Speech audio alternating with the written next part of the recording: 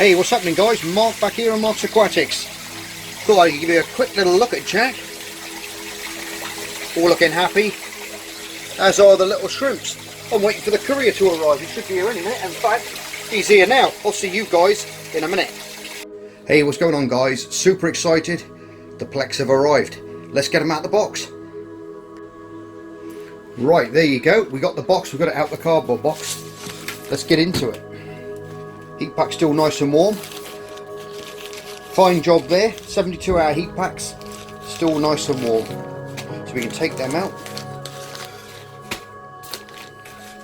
Ah, brilliant stuff. Look at that. You put their hides in as well. Quite a few in there, which is great stuff. All closed off ends, so we can put them in there. Right, let's have a look at these fish. An amazing job of packing, thank you very much. Show you as much of this as I can.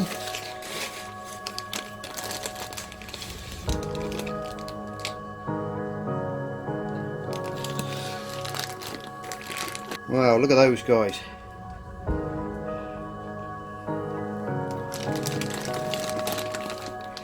Super strong bags he's put them in as well. Thank you very, very much.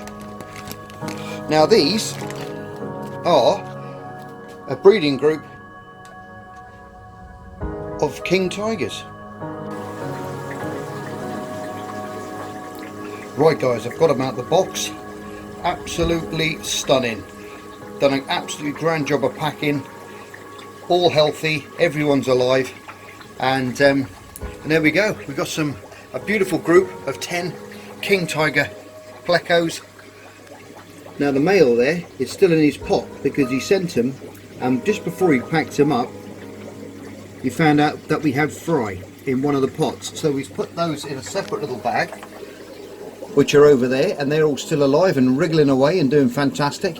So we've got a super head start on the new colony, and we got some babies out already, and we haven't even had to do any work, which is absolutely fantastic. These are absolutely beautiful plecos, full size, fat and healthy. Obviously off colour at the moment because they're stressed from transit, but they are an absolutely beautiful little group of king tigers. They really are. And he still reckons we might have some more. I think Dad could be still in the pot, in the bag, unless that's him come out. I think that could be the female there, but he could be still in the pot, so we'll have to get them out. I've got to acclimate all these now, so that's the plan. He's given me all these caves as well today, but all the pipe works in there. This is all theirs as well, so they're used to these, so they'll go straight back in and start inhabiting those again. So I'm going to acclimate these little chaps now, and then I'll get back to you when they're all done and they're all in the tank, okay? Right guys, now what I've found, which I was absolutely over the moon with, you are seeing double there. I found another little zebra pleco in the system here.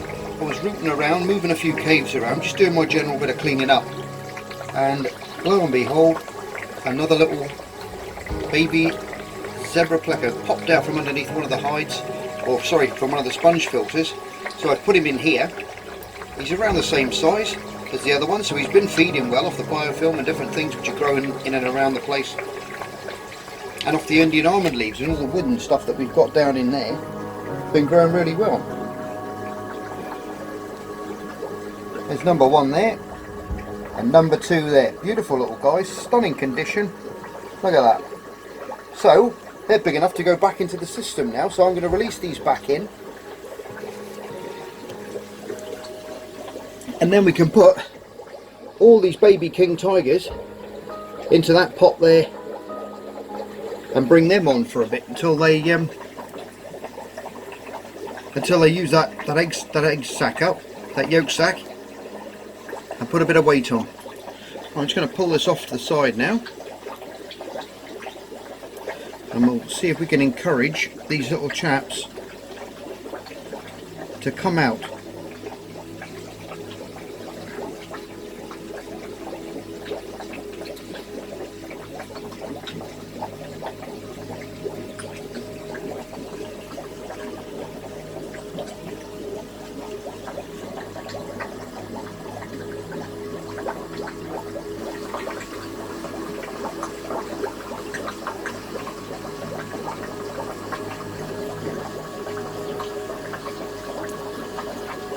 They don't want to leave home.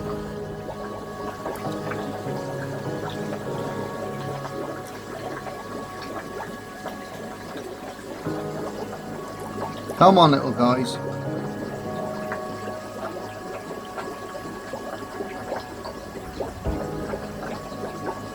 Just do a bit of wave action. I might encourage them to move down. There we go, we've got them to the back now, so they'll come down the seam hopefully, and you can see them come out. Yeah, here comes one. Oh, there he goes.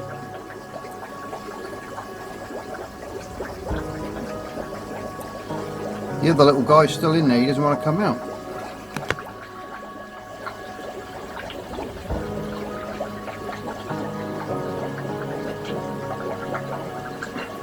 And you don't touch them at this age, because they're so fragile.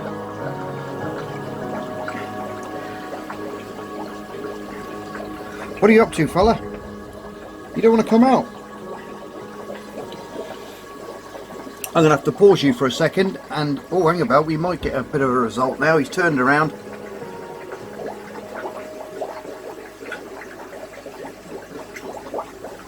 Come on, little mate, out you come, creeping slowly forwards.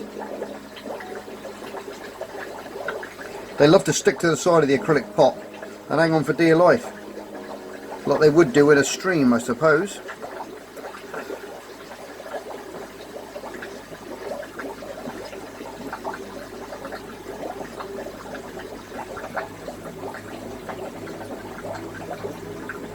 Come on, little mate, out you come. I'll have to do this all day until you come out. Oh, there he goes. Where's he gone? I think he's shot straight away on the back of the hides there. So great, so they're in. Got a couple of snails in there which I'll slosh out. And they're being as stubborn as the Plecos. Right, I'm going to get back to you in a second.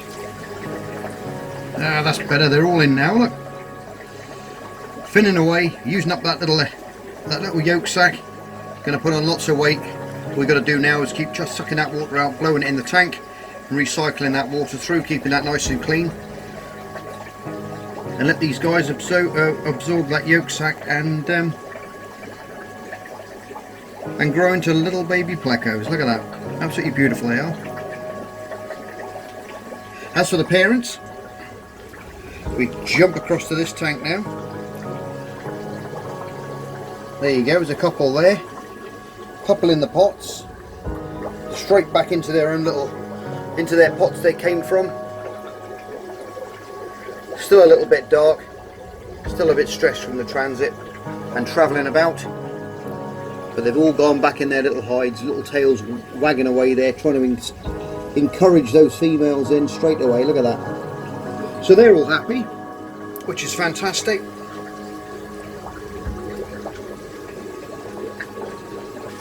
So we're going to let them settle in now. Now with the trickle filter which I made there, there's a nice little Pleco slate plaque that I made up there for the room. Lasered that on there, Marks Aquatics, and a nice little King Tiger Pleco on there as well. Look at that.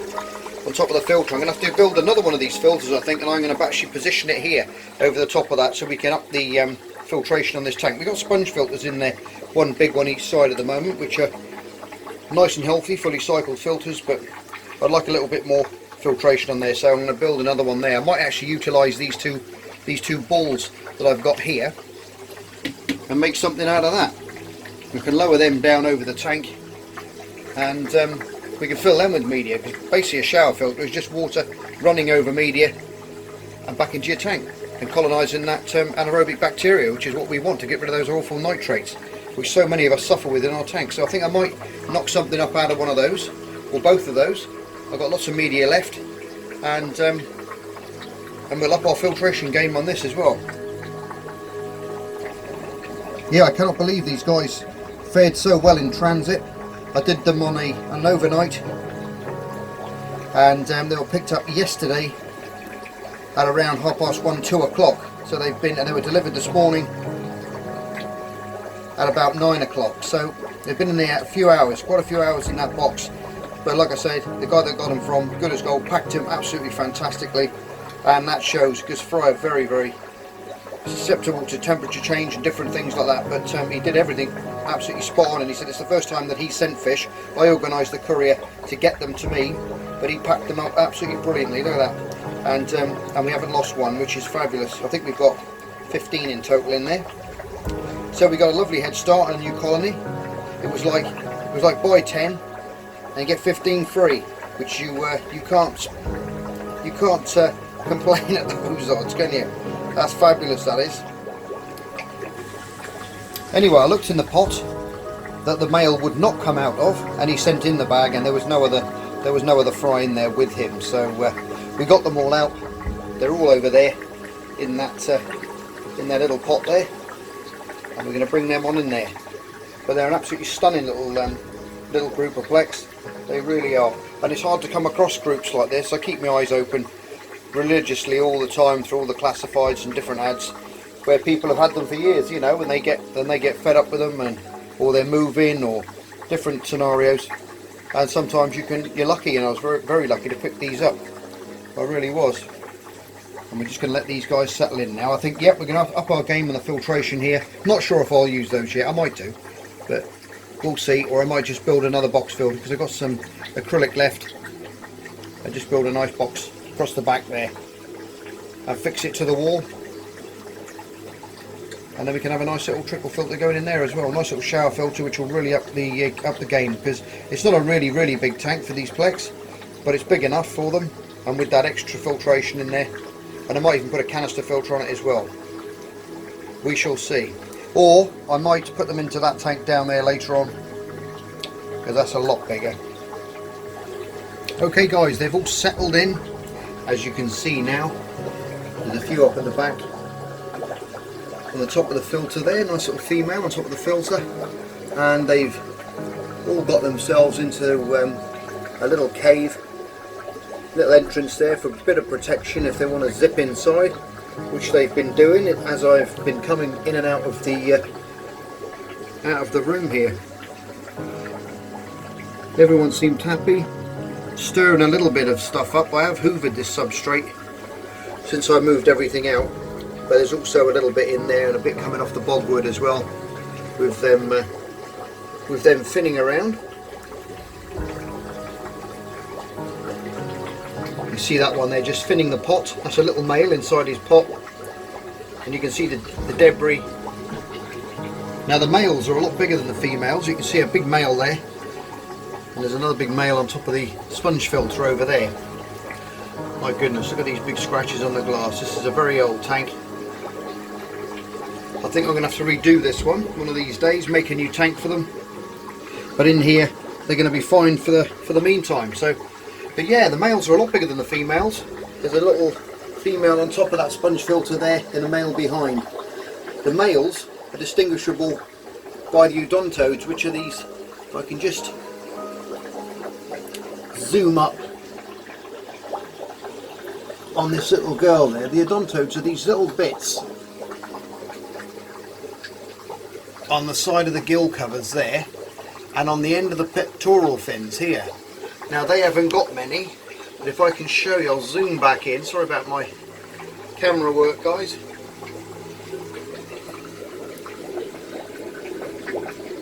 But if I can show you this big chap here, can you see the odontodes, which are those bits on the end of the pectoral fins? You see those big spikes that are coming up? That is what differentiates male from female. They're a lot shorter on the female, a lot bigger on the male, as they've got some bigger spikes as well coming back onto the end of the tail as well. You can sort of see a little bit more length on those little odontodes there as well.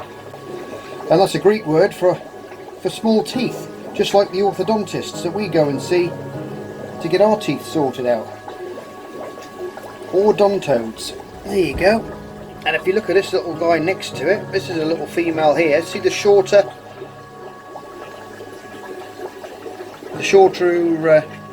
You can see the shorter odontodes on the pectoral fins and on the face, on the side of the gill case there as well. So that's how we tell them apart.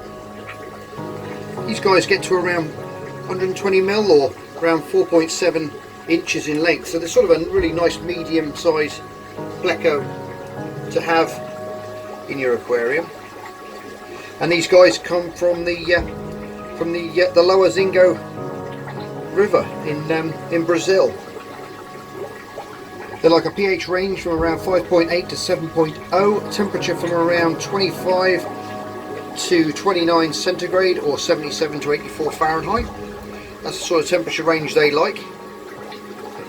And as like with the zebras, which are next door here, which are just whizzed in the hide there, they like fast, highly oxygenated water as well. So that's why I'm going to have to make another one of these trickle filters like we've got up here, full of biohome, because that really does add a lot of oxygen into the water, as you can see there, which is what we want to get these little guys breeding. But these guys have bred already, and their little offspring, like you saw earlier, are in this pot here. Fantastic, look at that. Little yolk sacs. Very, very lucky for this to, and for them to survive on the way here as well. Now these guys are carnivorous, and they like things like mussels, bloodworm, shrimp, you know, or prawns that you can buy from the shops. Any sort of meaty foods they like, and they'll put on the weight and get them conditioned up to breed. You can see the difference in the patterns there. They got a dark base with those light little lines in there. You can tell the king tigers because they got the straight, if you look at the tail, you've got the straight bars you see going through the tail like that. And they can be confused with quite a lot of other L species as well.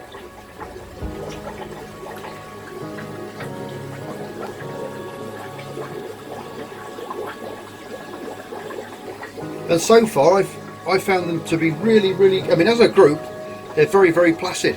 Very, very placid fish.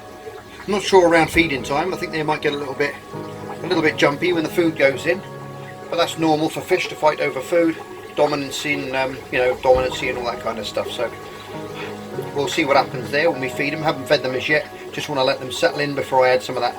I'll stick in some of that rapashi, I think, later on. I'm not sure if he used to feed them on mussel. Not sure if he fed them on rapashi.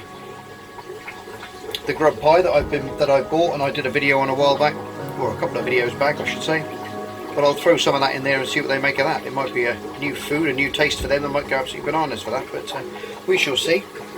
But we've got 10 in all, 10 adults, so we should have some pretty good success with these guys, and I'm going to start selling these off later on as these mature, as on of the smaller ones up the top there. It's going to be some time obviously before they get to that saleable size, but like you say, keep posted and watching the videos, and later on, only if you're in the UK, I can't send them, abroad or anything like that, because it wouldn't be fair on them.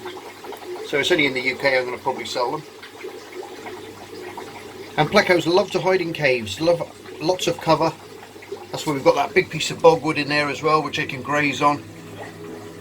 All the different hides, and you want one hide per fish when you're keeping Plecos, or if you're trying to breed them, so they've got somewhere to retreat if they feel threatened by other fish. They got somewhere to go, or if they're being bullied by other ones and stuff like that, they can get away. Tank mates as well. Things like tetras are really good because they're mid-water swimmers, and Plecs are very, very vigilant fish. They're always watching above. In the wild you'll get a lot of Plecs. They'll keep their eye on the smaller fish above them because there must be clouds and clouds of fry and different things and different species of fish, obviously in the Zingo where they're from. So they'll constantly be keeping an eye out for these fish on the top, and when their fish are, when they can see fish, they know it's safe. But when the fish disappear, they'll know there could be a predator around, so then they can retreat straight back into those caves then and hide away. So they're always vigilant, they're always keeping an eye out above. They don't move a lot, but they're always got those little beady eyes watching you, blinking away like they do. Now with breeding Plecs, like the zebras that we've bred out so far as well, You need pots, so if you're going to start to breed these guys, if you've got to breed in pair, the old handy hints and tips is make sure you've got a good hide for them, you've got top quality water conditions to breed them. They're more higher range temperature. I normally keep them around 27 degrees. I keep the zebras at, and this is around the same kind of temperature, so I'll keep them around those. But you need nice pure water for them to start to breed.